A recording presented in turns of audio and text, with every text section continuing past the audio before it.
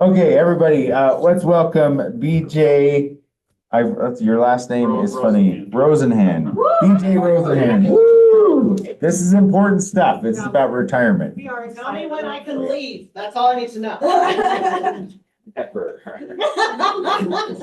Okay, well, thanks for By the the way, the introduction Muppet there. dudes are named Just a little Starter bit and more Hall. about me. I know I was here 2, 3 years ago. I can't remember. I've worked for URS for about 6.5 years. I spent most of my career at Fidelity Investment as a retirement planner. So I love working for URS. I can come out and do these presentations. I don't have to sell you anything. We can just help our members. That's what this is about.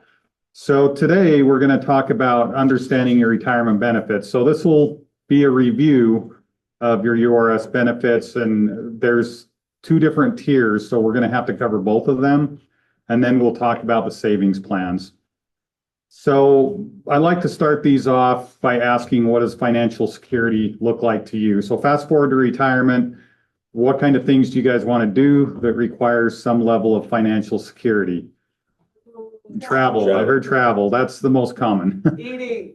Well, you want to eat too. So hopefully you can do more than just eat. Okay. But, maybe you have family out of state you want to go visit, or other hobbies you want to pursue, but things cost money, right? So when you get to retirement, we want you to be able to afford the things that you want to do. All right. So if you think of retirement income like a 3-legged stool, Social Security is one of those legs. Everyone that's a state employee should have access to Social Security. Now, someone asked a little bit earlier, is Social Security going to be there? It'll be there, but if the trust funds run out, it won't pay as much. So you might only get somewhere in the ballpark of 80% if the trust fund runs out in 9 years. So we'll see what happens if Congress acts to change things, or if benefits end up getting reduced.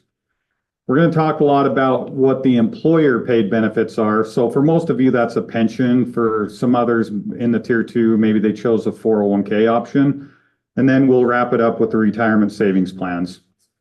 So if you're not sure what a pension is, there aren't a lot of these out there anymore in the private sector, but the public sector still has them, at least in Utah. So a pension is a lifetime guaranteed stream of income. So basically, when you retire, you turn on the income and it lasts the rest of your life. So you get paid every month for not having to go to work. It's a pretty sweet deal. And we'll talk about the pension formulas in just a minute for the 2 different types. Individual savings as it relates to retirement are things like the 401k, 457, traditional IRA, Roth IRA.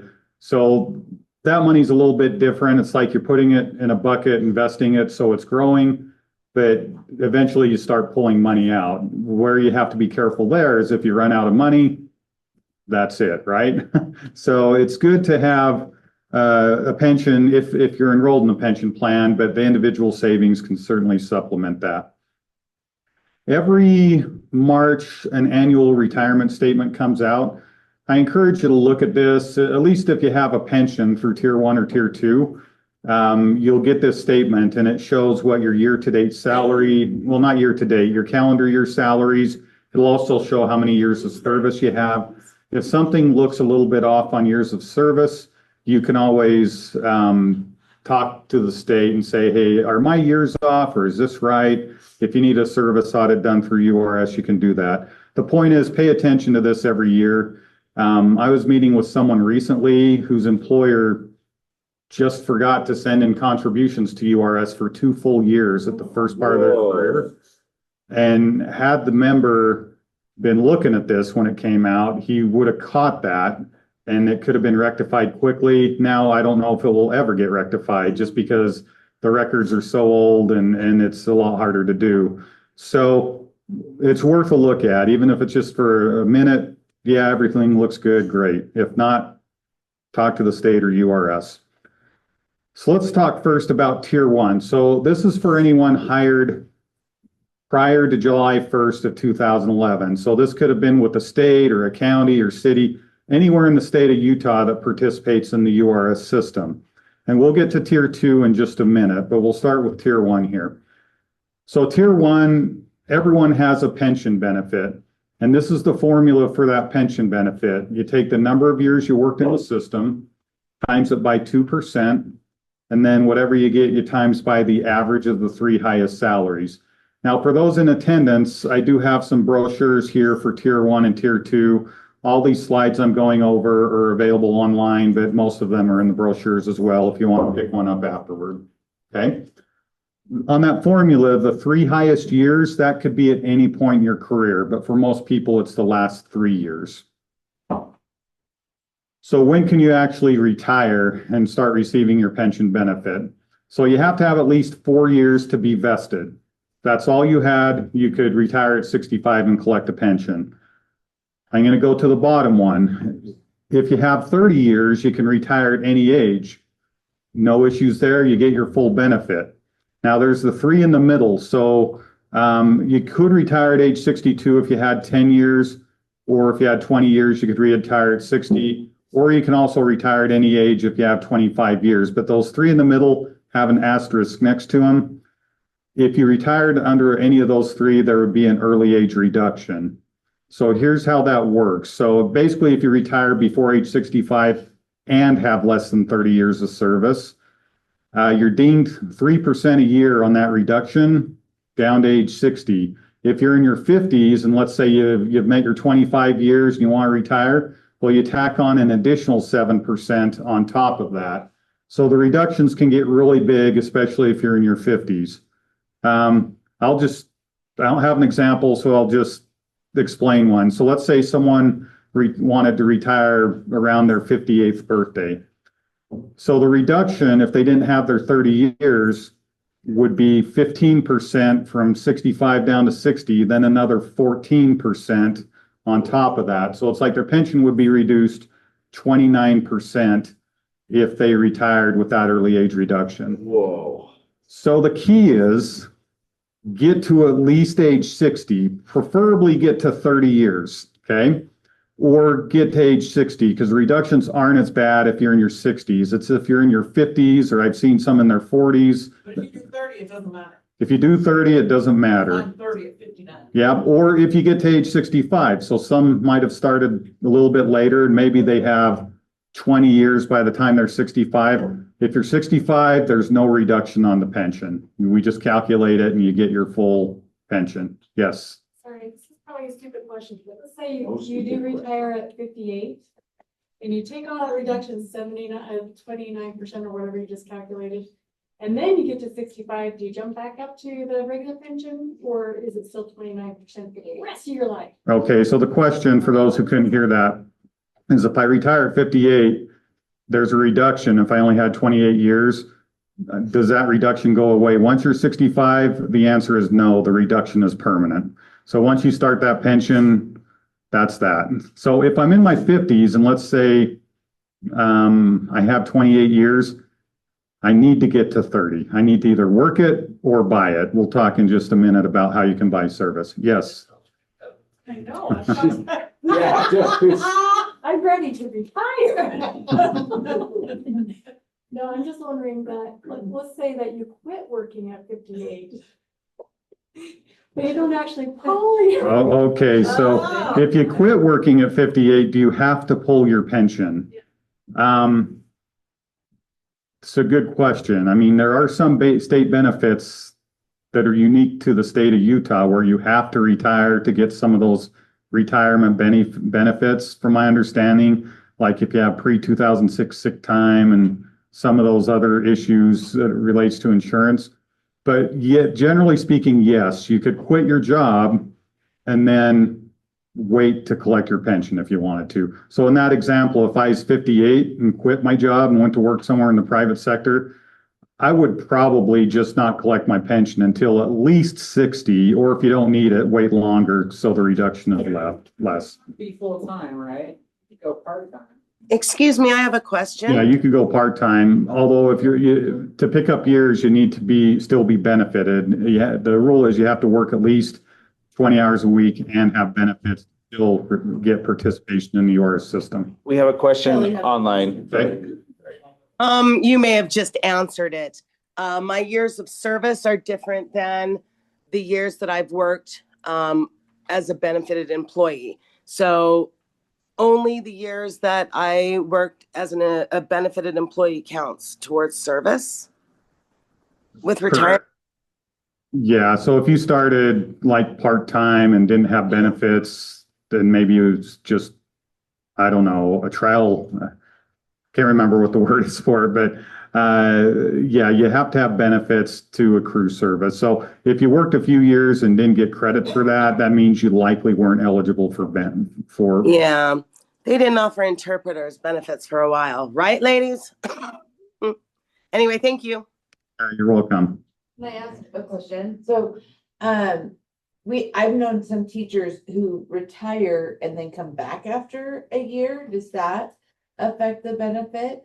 Okay, so what you're talking about is post-retirement employment. People can retire, and if they sit out a year, they can come back to work while still receiving their monthly pension. Okay, we're not going to cover a ton of that in this presentation. In fact, not much at all. But yeah, once you retire, you have to sit out a certain amount of time if you want to come back and work in the public sector. Okay. All right, as I mentioned, it is possible to purchase service credit. So if someone had 25 years and let's say they're in their 50s and they really want to retire, you could buy up to 5 years of future service. So you have to have 25 years in order to do that. The calculation to buy that service is dependent upon a couple things: your age at retirement and your 3 highest salaries. If you're in the tier 2 system, would be the 5 highest salaries.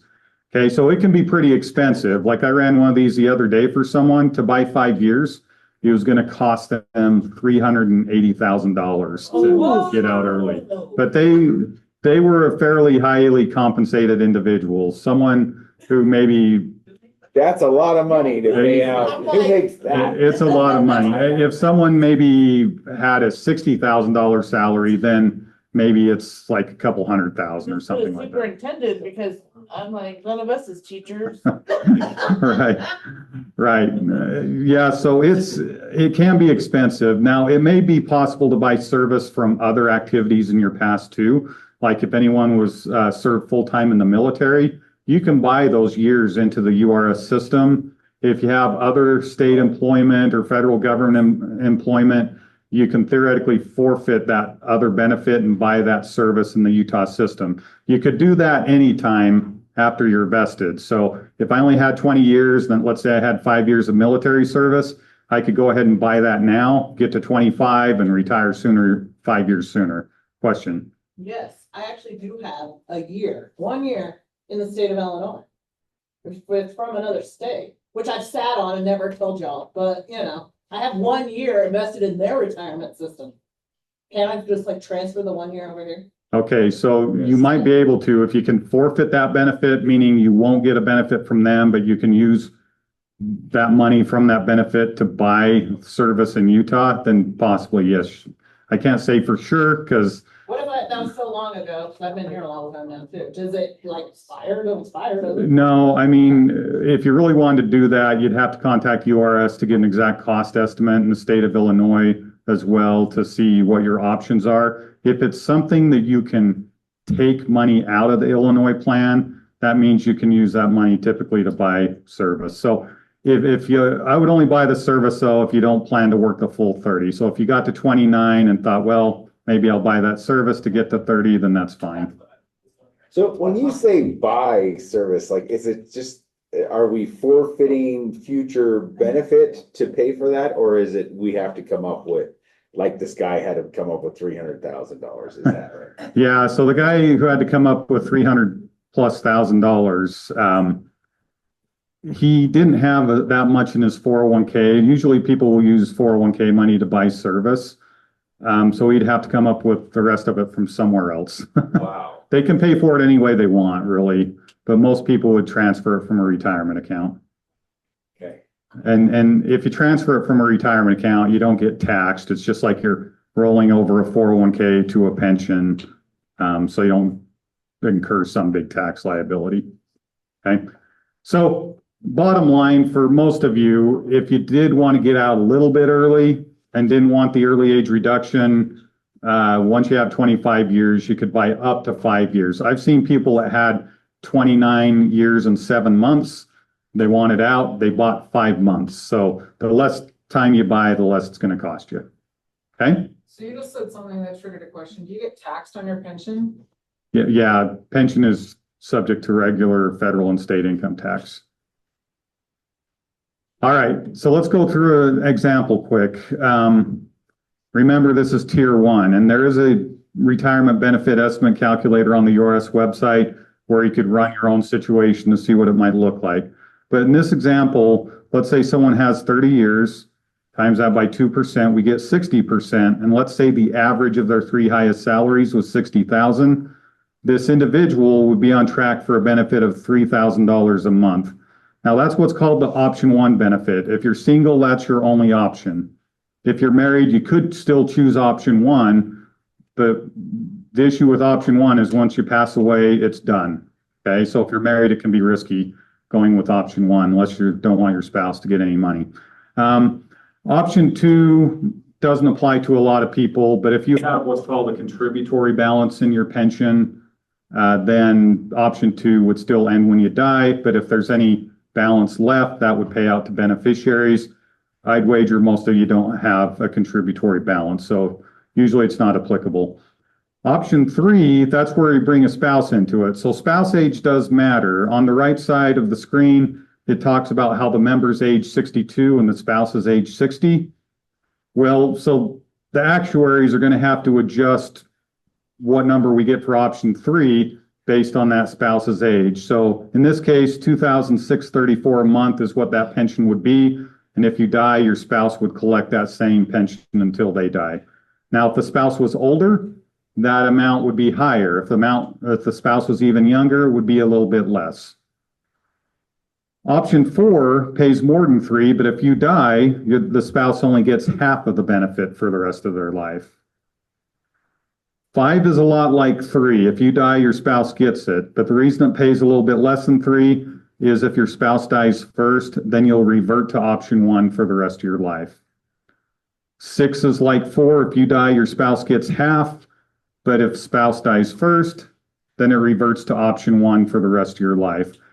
So when you retire, it's kind of a game time decision. If I think my spouse is going to outlive me and I want to protect her, I'm going to choose option 3 because it pays more than 5. But if my spouse had health issues and I thought, it's highly likely I'm going to outlive her by a lot of years, then maybe I choose 5 because it would still protect her if I died. But if she did indeed die first, it would bump my pension up to the option 1 amount. So that's an effort to try and help offset maybe some lost income that would occur due to a spouse's death. Yeah. So 3, the payment stays the same. If you die, your spouse gets the same payment. Okay. 5 stays the same if your spouse, if you die, your spouse is still going to get it. The difference is if your spouse dies first, then you bump it up to option 1. Those are reverting, so they just put back up. Yeah, so instead of, if my spouse died, my $2,594 a month would go up to $3,000 a month for the rest of my life. If you're on 3 or 4, you stay. So what do most people choose? 5 then? And most people will probably choose 3, but like I say, it's a game time decision. If the writing's on my wall, I'm going to outlive my spouse by a long time because maybe she has an illness or something, then I have that option to choose 5 if I want instead. The people online are not able to hear the questions Oh, okay. that have been. I'll try and remember to Okay, repeat the yeah. questions. Okay. So the questions have been, what's the difference between like 3 and 5? And the only thing you have to worry about 5 is it reverts to 1 if your spouse dies before you do. And these options, it's the same on tier 2 as far as the payout options and how they work. Now, if you're in tier 1, you have a partial lump sum option as well. So this is where you can get like a prepayment of a bunch of pension money all up front when you retire. So you can get 12 months worth of pension payments or 24 months of pension payments up front. But if you do that, the benefit is reduced. So look at option 3. If I took that and my payment was $2,634, if I to take the 12-month partial lump sum, which is $36,000 in this example, I could do that. My pension would still start, but I would only get 2,447 a month instead. Or if I took that higher lump sum of 72,000, my pension would only pay 2,263 a month. So a partial lump sum, some people like to take that to pay off a house or they want to buy something, but the downside consequence is you're forever going to get a lower monthly pension that lasts for the rest of your life. The other thing you should know about a partial lump sum is if you take it and have URS send you the money, you're going to get taxed on it. And it's possible you could get penalized if you take it and you retire before you're 55. If you don't want taxed and a possible penalty, you could always take the partial lump sum and roll it over to your 401k. If you do that, the tax stays deferred until you take a withdrawal from the 401k.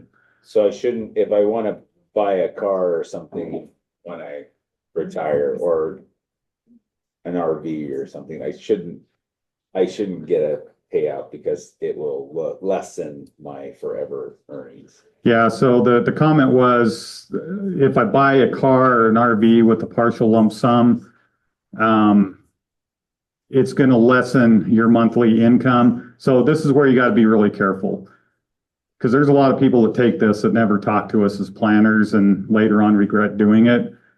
If you're stuck with a lower pension the rest of your life because you bought a RV with that money, well, guess what? You're paying for that RV until you die. If I live to age 100, I'm still paying for that RV in the form of a lower monthly pension. So if you're thinking along those lines, I want to take a partial lump sum to buy something or even pay something off like a mortgage. Yeah, if you're looking to buy something, you ought to look at it from the standpoint of maybe I should finance this instead. So I keep my full pension. I'll use that full pension to help make the payments. But eventually, once my RV gets paid off, I'll still have that full pension. It's not forever reduced. Okay.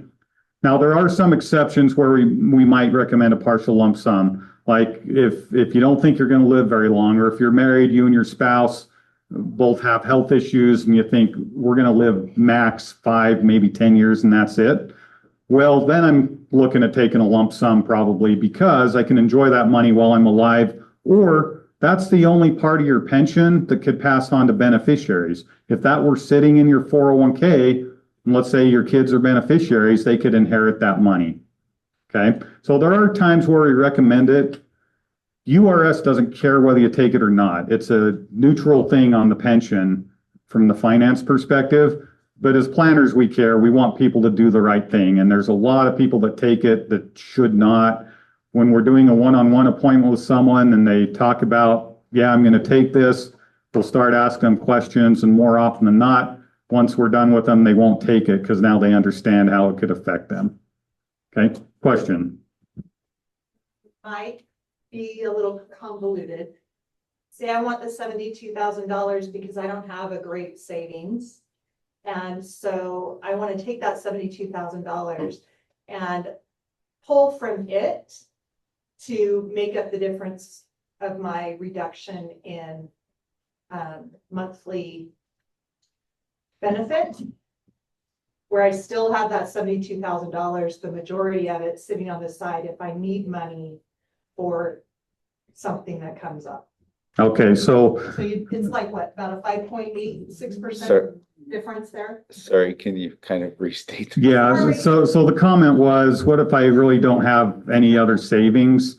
Maybe do I take that $72,000 so I can use that to help me in retirement? Maybe that could supplement the lower pension or help cover emergencies.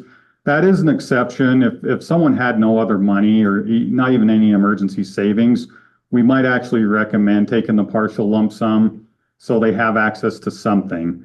The danger there is they probably have no savings because they spend all their money as soon as it gets to their bank. And the risk is they're probably just going to spend that money. But if someone was disciplined enough to keep that money as an emergency savings that they could use to help supplement their retirement to also cover emergencies, that might be very appropriate. The one other scenario where we might recommend it is if someone's really in heavy debt, maybe they have a debt that has such a high interest rate, it's bearing them financially. And this might be their ticket to financial freedom, to finally get rid of those debts. And then, yeah, they're stuck with a lower payment, but they might be better off not having those higher interest rate debts. Okay, one more question there. Follow-up on that is with conversely, somebody who is financially very stable and financially savvy or whatever, would that also be a way to utilize that lump sum of money to kind of boost? So if someone was financially stable, could they also use that lump sum of money to kind of just boost things? I'll tell you this, you can take that partial lump sum and invest it. Like if you rolled that to the 401k, you could invest it.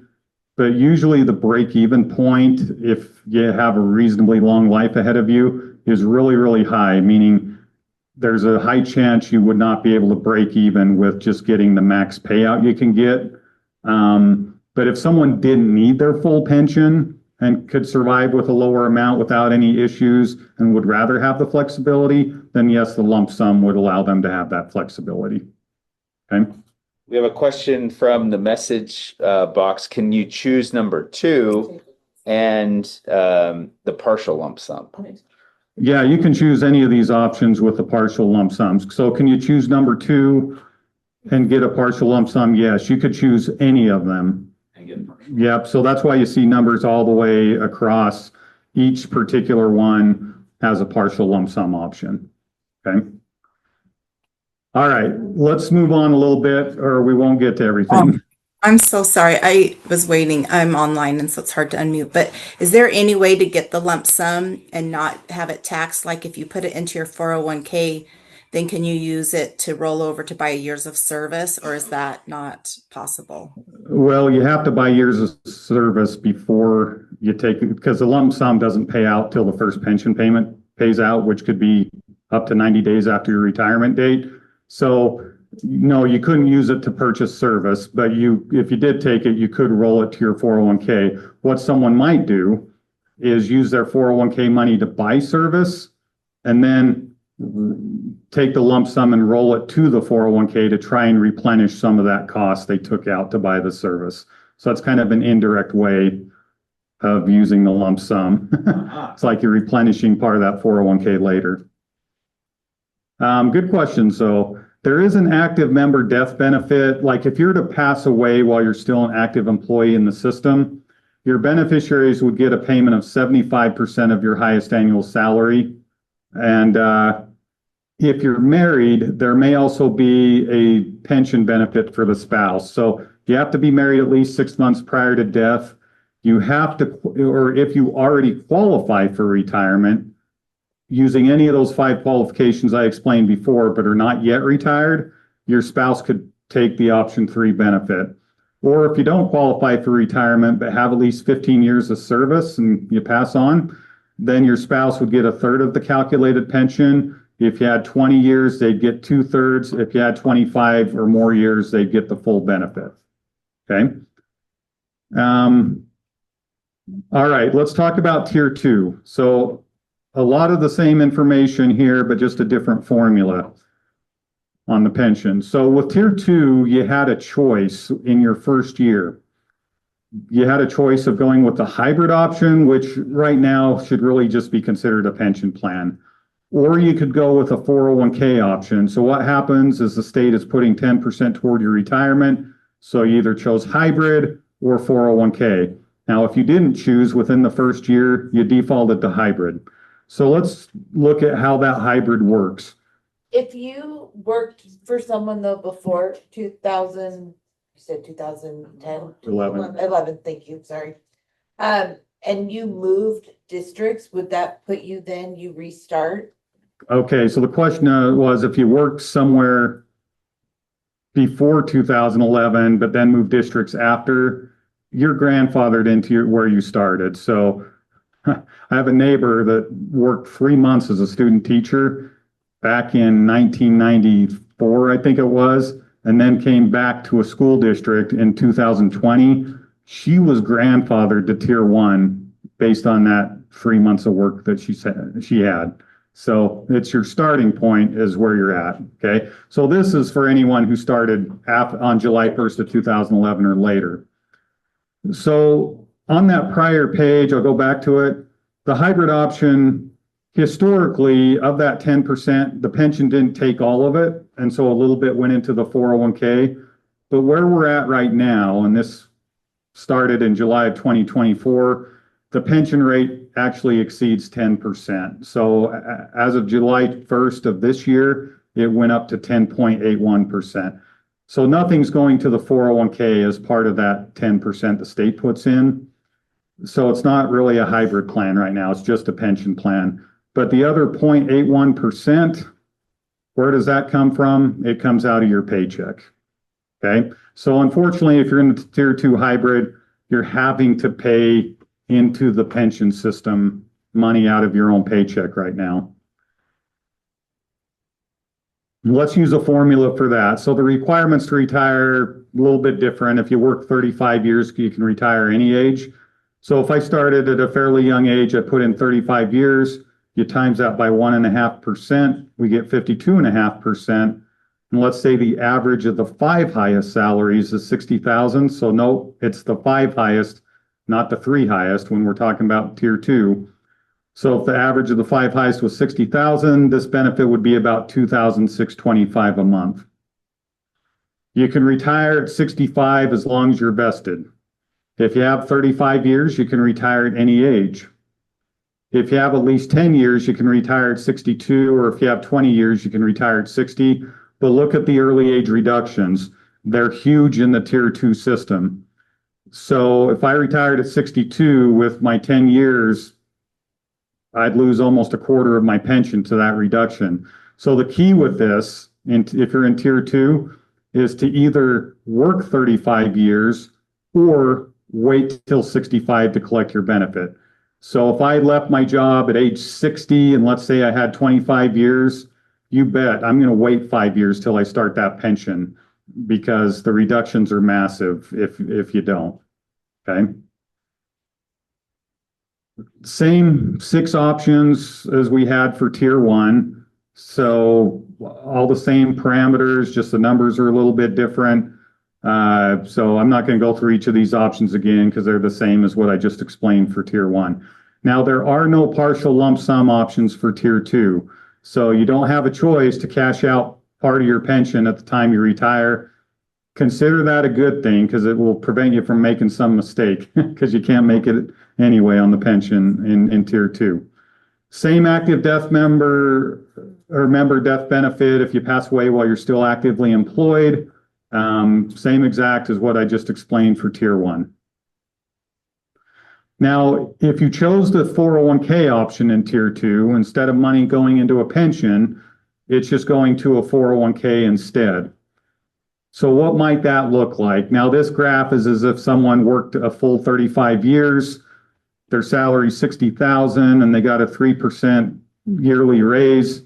How much might that be worth after 35 years? So maybe over 1.6 million if you averaged an 8% investment return, a little over $1 million if you average 6% return, or 715,000 if you average 4%. So if you're in your first year and thinking of doing this, or if you're already enrolled in this 401k only option, really you want to get the most return you can out of it because you're going to need that money to grow a lot for you to be able to retire. The pension, we can't really value how much that is worth, but what we can say is if you're in the 401k, it's going to have to be worth a lot of money to equate to what that pension would have been had you gone that way instead. And the 401k could result in higher income depending on how much it grows, or it could be lower income than what the pension would be. So in these examples, this is where life expectancy is important. You need to have your money last as long as you do. So if someone thought they might live 20 years, well, if they had that 8% return and that 1.6 million to start retirement, they might be able to withdraw about $2,600 a month and have that last 20 years. If they thought they might live 25 years, they can't withdraw that much because the money has to last 5 years longer. So it's a little bit more of a delicate dance because you have to worry about withdrawal rates and having your money last as long as you do. So 401k is great because it gives you a lot of flexibility. On the downside, if you run out of money, you might be in a lot of trouble. So, but do the best you can. Both are good if you have a long career ahead of you. When can you withdraw from a 401k? So at age 59 and a half, even if you're still working, you have access to your 401k. When you separate from service, that 401k becomes inactive and you have access to it. But there may be a 10% early age withdrawal penalty if you take it too early. So you can avoid the 10% penalty by waiting till 59 and a half to withdraw. If some of you are close to your 30 years in the Tier 1 system, and if you work into the year you turn 55 and then retire, well, you would have access to your 401k without penalty. You'd still get taxed on it, but you wouldn't have a 10% penalty, okay? So if I hit my 30 years this year and I'm 54 this year, turn 55 next year, I'm probably going to wait till sometime in January to retire. If I work at least a day next year, I'll have access to that age 55 rule. Okay. So that might impact when some people retire. That's only if you have 30 years. Well, I mean, you could leave your job with any years, but if you want access to your 401k, if you leave in the year you turn 55 or later, you'd have access without penalty. Okay. So it doesn't necessarily mean, I just use a 30-year example to say if someone's thinking of retiring because they have their 30 years, but they don't quite meet the age 55 rule, they might want to wait. Otherwise, if they leave, say at 54, they're going to have to wait till age 59 and a half to access their 401k without a 10% penalty. So Now, I have a question. yes. I have a 401k in another state. So when I came in Utah, I wanted to roll over to in here, but they told me I have to pay some money. So is that true if I just wanted to roll it to the 401k here? Okay, so if you have a 401k in another state that you want URS, you can do that. URS will accept that money. We're not going to charge you a fee or anything to do that. But where it's at right now, they may charge you an exit fee, or if it's in some type of annuity or something that you have to be in a certain amount of time to avoid what's called a surrender charge, then yeah, there could be a cost or a fee to move that over to URS if some type of fee or surrender charge exists on the other state's end. But URS will accept whatever money they'll send us. So if you're going to get hit with some massive fee, maybe wait until you're not going to get hit with that. Or if it's just like a $50 fee or something like that, that's probably something they'll charge no matter how long you wait. So you'll want to talk to that plan in the other state just to see where you're at, and if you move it, what kind of cost, if any, would occur. Thank you. Okay. All right. A couple other things to avoid a penalty. If you have an IRS defined disability or you do a payout based on life expectancy, you could theoretically withdraw early and not get hit with a penalty. Say I'm gonna die at 60. Wait, what? Life expectancy? Like Okay. say this is gonna be my life expectancy. Okay. That's how that sounded though. All right. That was a comment, so I won't repeat it because it wasn't really a question. Okay. But I'm like, what? now, if you pass away while you're still working, that same death benefit of 75% of your highest annual salary would pay out to beneficiaries. So that's the same as if you had one of the pension plans. But there is no pension itself, so your beneficiaries would receive whatever vested account balance you have in that 401k. All right, so here's where we transition a little bit from talking about the employer paid benefits into either pension or 401k plans to what can you do. So is the employer paid benefit enough, whether you're tier 1 or tier 2, is that benefit alone going to be enough to sustain your retirement? Maybe for some people. I've worked with many in the tier 1 system who, between their pension and their Social Security, they're probably going to be okay in meeting all their basic needs and maybe some extras. But generally speaking, most people have higher aspirations in retirement and want to spend a little bit more money and do other things. So the employer paid benefit, while great, it's probably not going to be enough even when combined with Social Security. So what can we do on our own? Now, this slide a lot of you will think, oh, this doesn't apply to me. I don't have 40 years to work. But I'll use another slide next. But if you're relatively new in the system, let's say you just got out of college, this is your first full-time job, and you're age 25.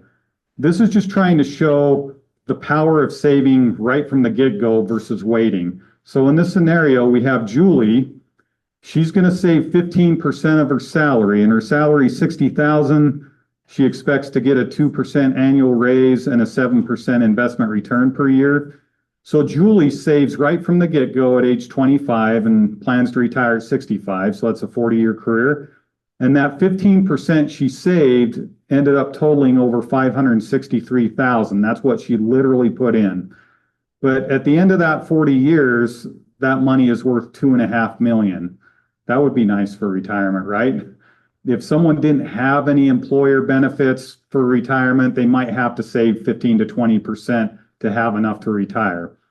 So $2.5 million, not bad. I'd take that. Sally, on the other hand, starts the same time as Julie, but for whatever reason, she waits until age 35 and only saves for a 30-year period. So Sally would end up with about $1,365,000. Even though she saved only about $98,000 less than Julie, she'd have over $1.1 million less at the end of that time period. And the reason it's so much less is because of that first 10 years. Those 10 years of missed contributions weren't getting any compounded returns over the next 40 years. So as a result, the differences are drastic here on starting early versus waiting to save for retirement. Now, good for Sally. It's better to start late than never. Having $1,365,000 would still be an awesome thing, right? So it's good that she started late, but had she started earlier, it would have been that much better for her.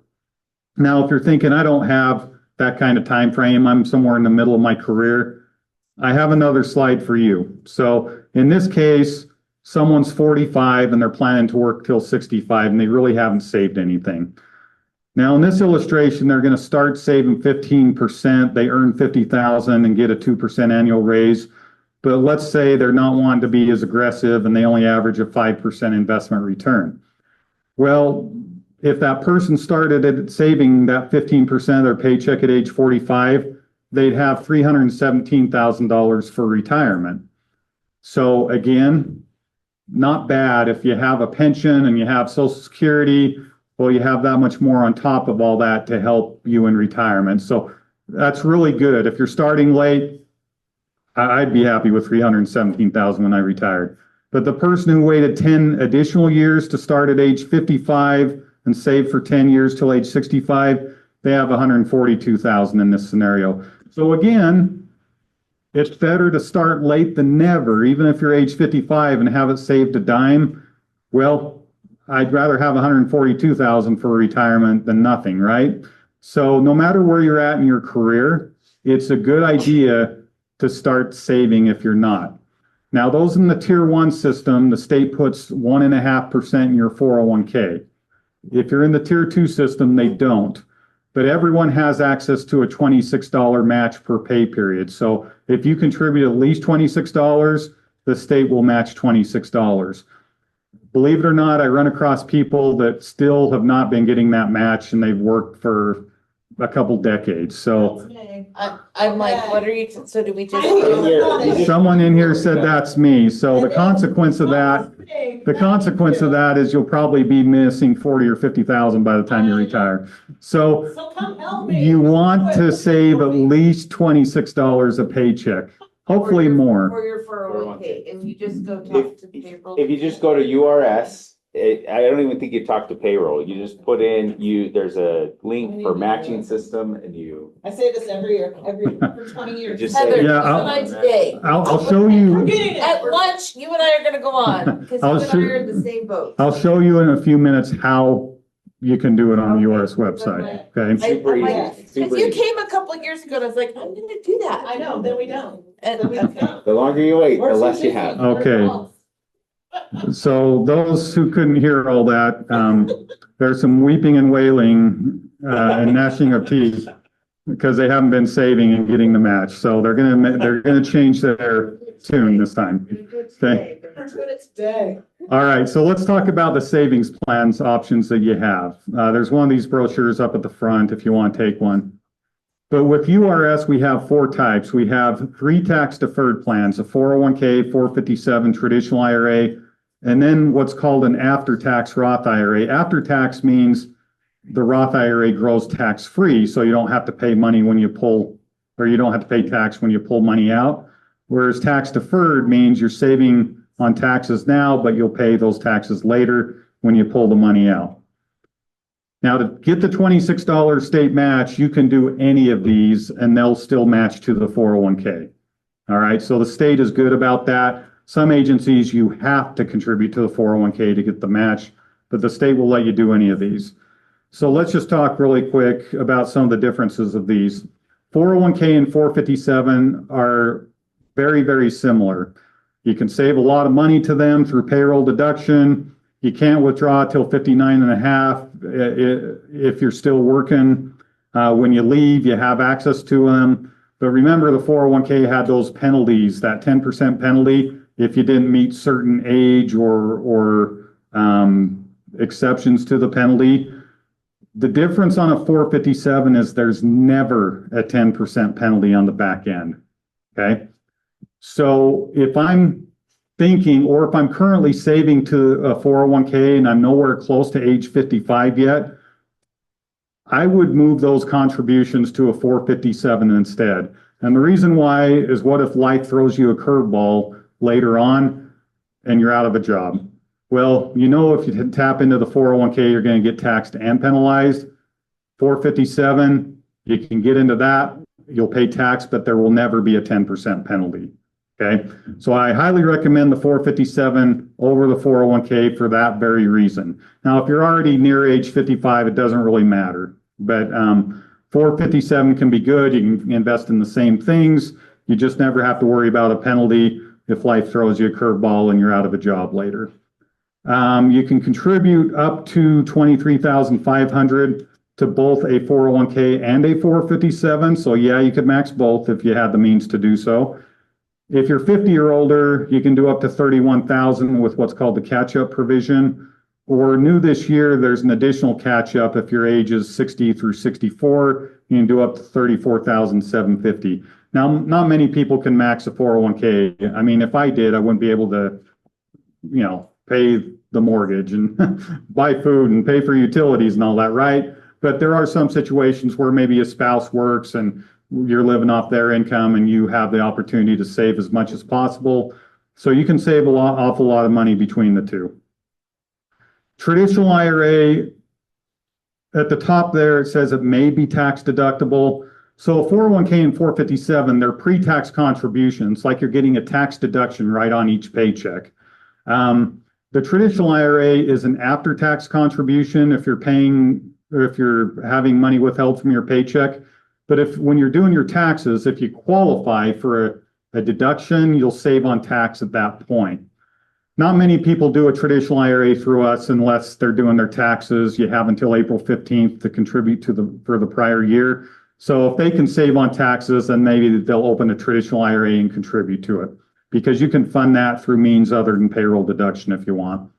Now, the Roth IRA is a different animal. The money you put in is considered after tax, so you don't get a tax break by putting money into a Roth, but the difference is it grows tax-free. So as long as you don't touch that Roth IRA, or at least touch the earnings until age 59 and a half, as long as you've had it at least 5 years, you won't have to pay a dime of tax on that Roth IRA, okay?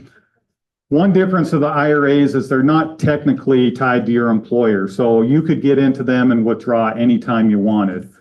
With a Roth, the money you put into it, you could withdraw anytime, no tax, no penalty. So let's just say I put $5,000 in a Roth and now it's worth $8,000 with some growth.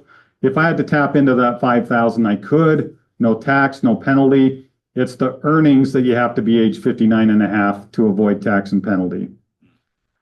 And there are some exceptions to the penalty on the Roth and traditional IRA that's a little bit different. Like if it's a first-time home purchase, you won't have a penalty, or you could use it to pay for kids' college without a penalty. So there's a couple of additional opportunities there. Note on the IRAs, you can only do 7,000 if you're under 50 or 8,000 if you're 50 or older. That's total to any IRAs. So you can't max both of them. It's one or the other or a combination of the two, not to exceed the total of 7,000 or 8,000 depending on your age. Now, starting in the second quarter, we're going to have a Roth 401k and a Roth 457. So the difference there is you'll be able to save a percentage of pay instead of a flat dollar amount, like you can only do with a Roth IRA. And you'll be able to save a lot more money. There's also no income limitations on a Roth 401k versus a Roth IRA. So you'll get more information on that as we get closer to the second quarter of next year. But it could be a great opportunity for people to save money, more money, to grow tax-free for your retirement. That's next year. Yeah, next year's second quarter, possibly March 30th. That's the target. You said we could max out an IR or a 457 and a 401k? Yes. Can you max out a 401k and 457? Yes, you can max both of those. I've seen people do that. That's a lot of money you can save. URS, we have 8 investment options if you want to choose individual areas. So we have an income fund shown on the left. It's very safe, but there's not a lot of upside, but there's no downside. We have a bond fund. That's where you start introducing a little bit of risk. The upside's a lot higher than the income fund, but there's also downside. That downturn in 2022 is the worst I've ever seen in bonds since I've been doing this, which is since 1998. So let's hope that's an anomaly because bonds typically aren't that risky. The balanced fund is about 60% in the stock market. The other 40% is in bonds. So if you look at that, you can see higher upside, but also bigger downside when things aren't as good. Then we have 5 investments that are completely in the stock market. So 3 different large cap funds, an international fund, and a small cap fund. Why do we have these different categories? It's because they behave differently, and it's good to have diversification so all your money's not just in one thing, okay? So a lot higher upside if all your money's in the stock market, but a lot lower downside. That large cap growth stock fund, you can see has the highest upside on that graph. That down year in 2022, that's scaled to fit.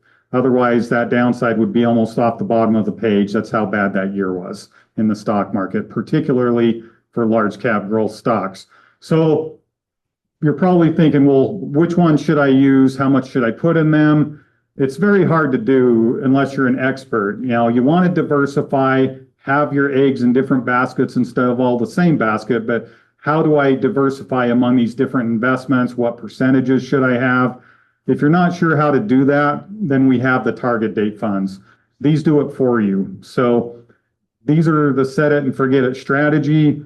If someone has a long ways to go to retirement, let's look at that fund all the way to the left, the target date 2065.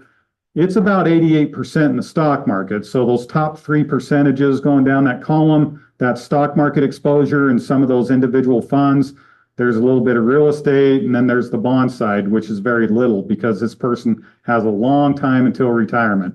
But if you're closer to retirement, so let's say I'm going to retire in 2030, those 3 percentages at the top in the stock market, I'm only about 53 or 52% in the stock market. I can't be as risky because I don't have as much time on my side. If I'm retiring this year, well, maybe it's appropriate to only have 40% in the stock market and the rest in bonds that are more conservative. So even those that are retired need some exposure to the stock market. Otherwise, inflation will eat them alive. This is your best chance to keep up with inflation is by having some exposure, but you want to limit that exposure based on time frame. So someone who's going to retire in the next few years should not be investing in the target date 2065 fund. So these will do it for you. The adjustments will happen automatically. Whichever of these target funds you choose, or if you're already in one, it's as if it's moving toward the right as time goes on. Eventually, they'll all end up in that target date retired fund.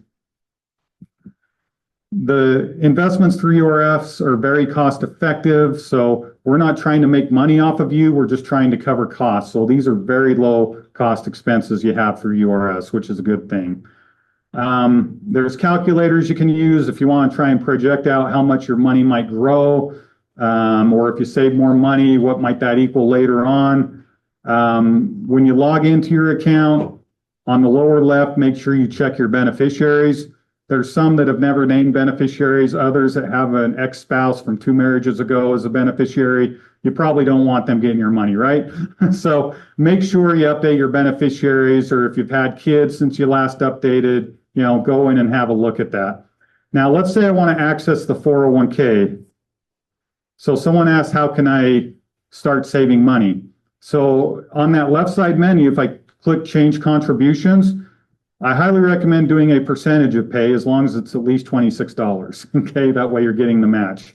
You could do a dollar amount, but if you do a dollar amount, it'll stay at that dollar amount until you change it. If you do a percentage of pay, like let's say I can save 4%, well, next time I get a pay raise, it's going to be 4% of that higher salary. So it's like your contributions increase as time goes on. So I highly recommend a percentage if you're doing a 401k or 457. Is that in, like, you can put in more, but it's only gonna max, or it's only gonna match to the 26, right?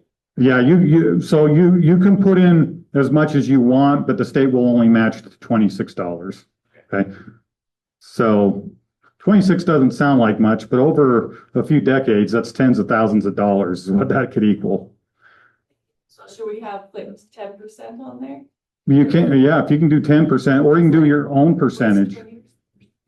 So again, if you're doing percentage, you'll have to contribute, that will be you contributing over the $26. So they'll match you at $26, and you can pay more into it, but they won't match that. But there's a max for the 401k, right? Yeah. So Yeah. it's like 30 grand. Yeah, it was like 20, it was like. Do they only match the 401k, or they match whichever? The state will only match to the 401k. So even if you contribute to a 457 or a Roth, you'll still get the match to the 401k. That's where the state contribution will always go. In the Roth, you can only do a dollar amount, but like I mentioned before, once we have the Roth 401k and 457, you'll be able to do a percentage of pay. You can change your investments, so it's pretty easy to do on the URS website. If you're in an investment that maybe you're saying, hey, I'd rather use a target fund or a different target fund or whatever, there's a way to do that on the website too. We do offer free seminars. There's a couple virtual ones left, but the others have all wrapped up. We're usually doing these during the summer. This is an old slide because it says 2024, but we just wrapped up our last in-person pre-retirement seminar last week. So it's good to attend a pre-retirement seminar if you're within 10 years of retirement. We go over a lot of information, not just about URS, but we bring in Social Security, we bring in an estate planning attorney, and we also have someone from the Division of Securities present. This is what I'll wrap up with. We do offer one-on-one consultations. So no matter what stage of your career you're at, if you want to meet with us as an advisor one-on-one, you can sign up to do that. And we'll let you know what you're on track for, give you recommendations as to what you should do going forward. Or those that are about to retire, we'll crunch the numbers and say, here's where you're at. So the way you set those up is when you're logged in, if you click on the Education tab, on the left side, there's a menu. You click Individual Retirement Planning Sessions. Down at the bottom, it'll say Register Now. Then it brings up a screen that looks like this. It says, are they virtual? Are they in person? If there's an opening, it'll say View. So if you can't find something that works, keep trying, because these do fill up quick. Sometimes people cancel. You can get in sooner than you thought otherwise. But if you sign up for one of these, make sure you fill out the investor profile. You have to do that if you want us to provide investment advice.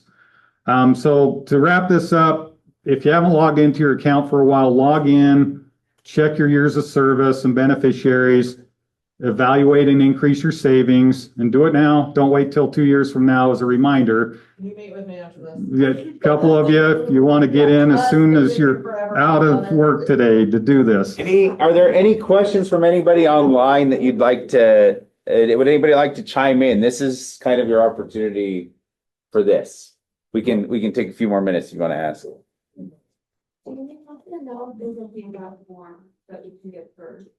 Is there a handout form that we can give? Well, you have these brochures up here that we can. Yeah, for those in attendance, there's some brochures up at the front. Everything I went over is on the URS website. So all these publications and everything are sitting here in the room, you have access to. So, Okay. or the HR office where you work might have a few copies, but So It's okay, ask it, because we all probably have the same question. So if I look at my URS, where do I look to see like how much I'm contributing? Because I can't remember. Or what's the percentage and am I maxing out what I can do maybe, or how do I find that? okay, so the question is, if I am contributing, where can I go on URS to see what I'm doing? One, you could look at your payroll slip and it'll tell you how much you're contributing. But on this page right here, it doesn't do a good job of illustrating it, but toward the top where it says Utah Retirement Systems, employer contribution or employee contribution, if you're contributing a percentage or a dollar amount, that's where it will tell you what you're doing currently. Okay, That's the total sum, or is that each paycheck that it shows? that's each paycheck.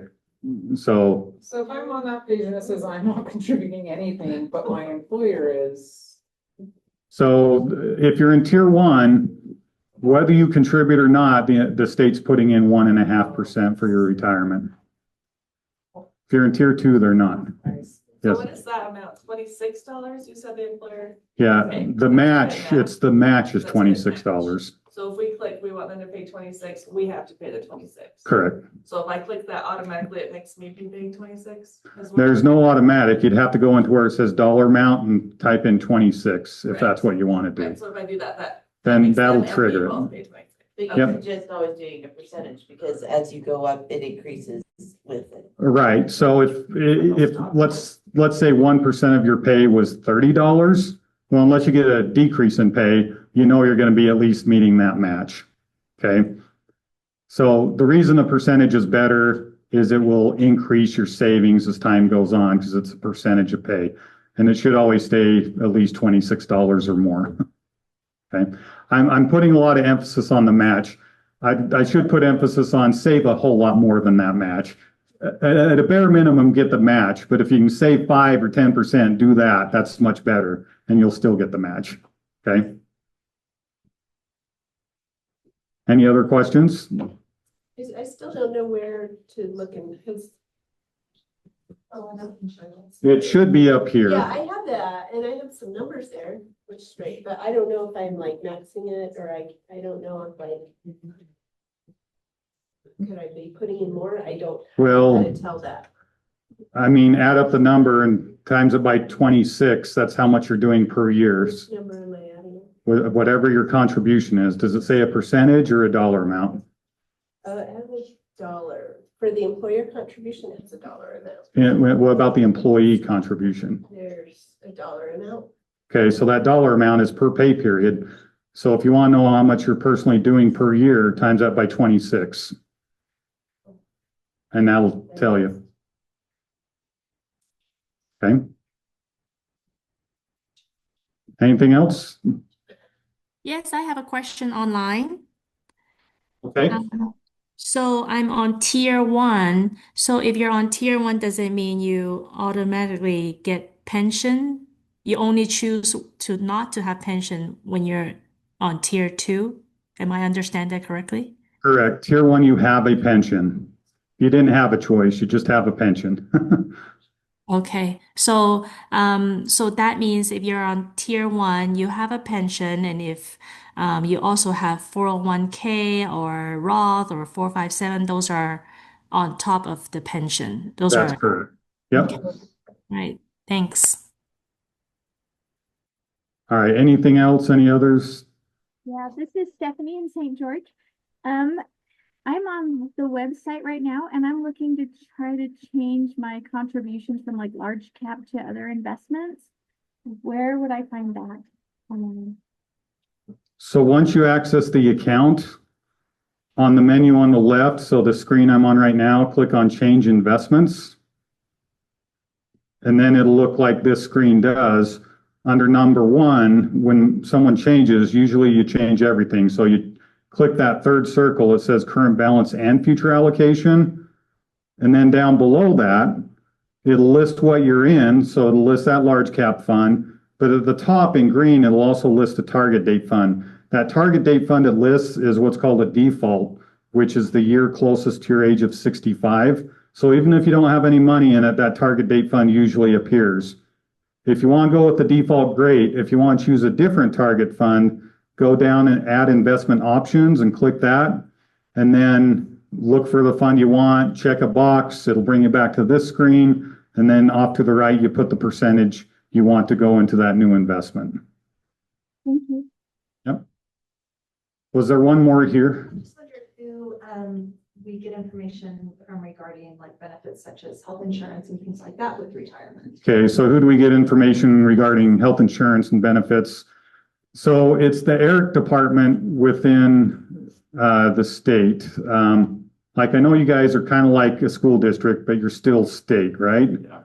So if you're like are gonna close to retirement and you have pre-2006 sick time, that time can be used to buy health insurance, especially if you're under age 65.